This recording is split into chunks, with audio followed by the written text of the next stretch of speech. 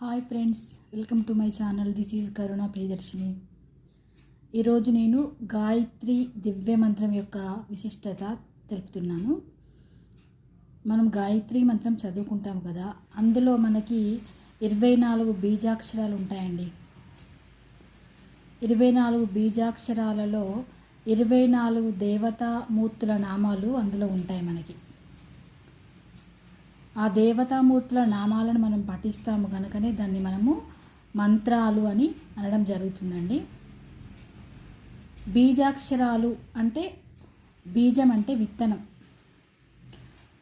అక్షరం అంటే ఒకటి అని అర్థం. అంటే ఒక అక్షరంతో పలికే మంత్రాలని మనము బీజాక్షరాలు అంటాము. ఆ బీజం అనేది